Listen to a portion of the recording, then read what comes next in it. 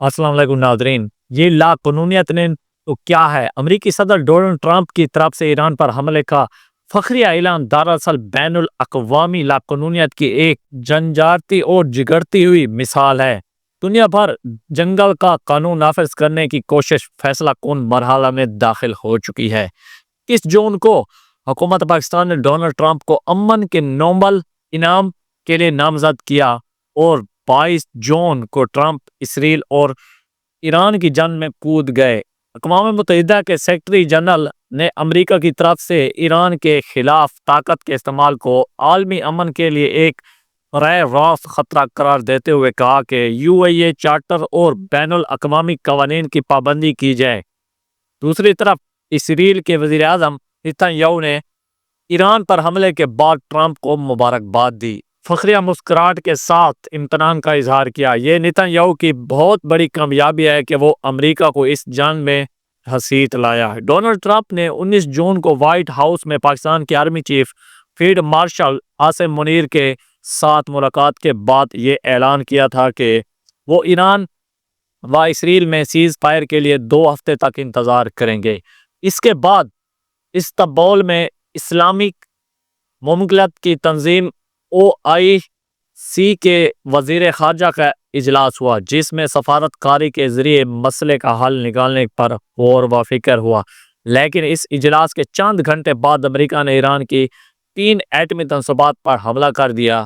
अगर ट्रंप कुछ दिन इंतजार कर लेते, 2 हफ्ते के बाद ईरान पर हमला करते, तो शायद इतना रद्द अमल ना होता। लेकिन डोनाल्ड ट्रंप ने तो 2 दिन भी इंतजार ना किया। अब इसराइल और ईरान की लड़ाई अमेरिका और ईरान की लड़ाई में बदल चुकी है। ईरान ने अमेरिकी हमलों के कुछ ही देर बाद इसराइल पर नए मिसाइल हमले कर दिए। यूनान चार्टर के तहत ईरान को अपने दिफा का हक हासिल है। खदशा है कि ईरान की तरफ से मशरिक़ वस्ता में अमेरिका के फौजी अड्डों पर भी हमला किया जा सकता है। लेकिन इस हकीकत में किसी को शक नहीं रहना चाहिए कि इसराइल की फौजी ताकत का भरम टूट गया है। इसराइल तना ईरान का मुकाबला करने में नाकाम रहा और इसी नाकामी पर पर्दा डालने के लिए अमेरिका को जंग में घसीटा गया है। 1967 की अरब इसराइल जंग सिर्फ 6 दिन जारी रही थी। इस जंग में इसराइल ने मशरकी गजा और गोलान की पहाड़ों समेत मिस्र के अहम इलाकों पर कब्जा कर लिया था। 1973 के माह रमज़ान में शुरू होने वाली अरब इसराइल जंग 19 दिन जारी रही, जिसमें मिस्र ने न सिर्फ अपने कई इलाके वापस ले लिए, बल्कि इस जंग में इसराइल का बहुत नुकसान भी हुआ। 1982 माया इसराइल ने लिबनान पर कब्जा कर लिया। इस जंग में भी इसराइल को अमेरिका की मदद हासिल थी, लेकिन आखिरकार इसराइल को लिबनान से वापस जाना पड़ा। लिबनान से इसराइल की पसाई में हिजबुल्लाह का किरदार बहुत अहम था। हिजबुल्लाह को ईरान की हिमायत हासिल थी। जो लोग हिजबुल्लाह को ईरान की और कासिस करार देते हैं, वो इसराइल को अमेरिका की पुष्टकराई करार देने में बहुत हिचकिचा महसूस करते हैं।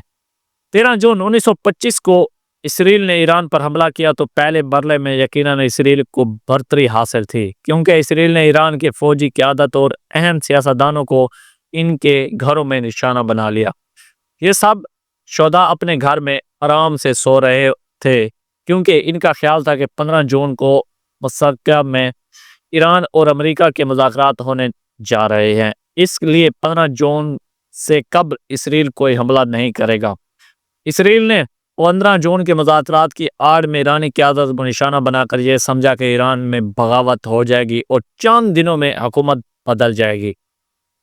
जब ईरान ने इसराइल पर जवाबी हमले शुरू किए तो इसराइल की बढ़तरी बहुत तेजी से नाकामी में बदल गई।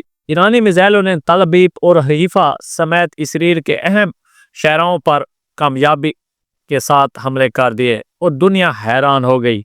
हजारों इसराइल शहरी कस्बर के रास्ते से मुल्क छोड़कर भाग गए तो नेतन्याहू ने ट्रंप की मदद के लिए पुकारा। ट्रंप की इस जंग में शमूलियत दरअसल इसराइल की शिकस्त का ऐलान है। ट्रंप का कहना है कि इन्होंने ईरान की एटमी सलाहियत ख़त्म कर दी है। अगर ये वाकई सच है तो फिर इसराइल को सीज़ फायर का ऐलान कर देना चाहिए, क्योंकि इसराइल ने जंग ईरान की ایٹمی صلاحیت ختم کرنے کے لیے ہی تو شروع کی تھی۔ اگر اسرائیل سیز فائر نہیں کرتا اور جنگ جاری رہتی ہے تو یہ جنگ پورے خطے میں پھیلے گی۔ اس جنگ کا سب سے زیادہ نقصان امریکہ کو ہوگا۔ امریکہ کی فوجی طاقت سے کسی کو انکار نہیں، لیکن تاریخ بتاتی ہے کہ اپنی تمام تر فوجی طاقت کے باوجود امریکہ کو بہت سی اہم جنگوں میں شکست کا سامنا کرنا پڑا۔ کہاں سے شروع کروں اور کہاں تک سناؤں؟ 1955 میں امریکہ نے ویتنام ایک جنگ شروع کی۔ 20 سال تک یہ جنگ جاری رہی۔ آخر کار امریکہ شکست سے دوچار ہوا اور 2001 میں امریکہ نے افغانستان میں طالبان اور القاعدہ کے خلاف جنگ شروع کی۔ 20 سال کے بعد امریکہ نے طالبان کے ساتھ ایک امن معاہدے پر دستخط کیے اور رسوا ہو کر افغانستان سے بھاگ نکلے۔ مجھے یاد ہے کہ جب امریکہ نے اکتوبر 2001 میں افغانستان پر حملہ کیا تو پاکستان نے امریکی فوج کو اڈے دیے، لیکن تمام تر ایئر پاور کے باوجود امریکہ طالبان کو ختم نہ کر سکا۔ طالبان نے اس جنگ کو لمبا کر کے بازی پلٹ دی۔ طالبان کے پاس میزائل نہیں تھے، ایران کے پاس میزائل بھی ہیں اور طاقتور نیوی بھی ہے جو آبنائے ہرمز کو بند کر کے عالمی معیشت کے لیے بحران پیدا کر سکتی ہے۔ ماضی کے تلخ تجربات کی روشنی میں پاکستان نے امریکہ کو ایران کے خلاف جنگ کا حصہ بننے سے روکنے کی ہر ممکن کوشش کی، لیکن ٹرمپ نہیں مانے۔ میں نے پہلے بھی گزارش کی تھی کہ ٹرمپ کی شخصیت اور کردار کو صرف پاک بھارت جنگ روکنے کے تناظر میں نہ دیکھا جائے۔ انہوں نے غزہ میں فلسطینیوں کے قتل عام پر صرف آنکھیں بند نہیں کی، بلکہ فلسطینی کو غزہ سے بے دخل کرنے کی تجویز بھی پیش کر دی ہے۔ اب انہوں نے ایران پر حملہ کر دیا اور عالمی امن کو خطرے میں دوچار کر دیا۔ انشاءاللہ ملتے ہیں نیکسٹ ویڈیو میں۔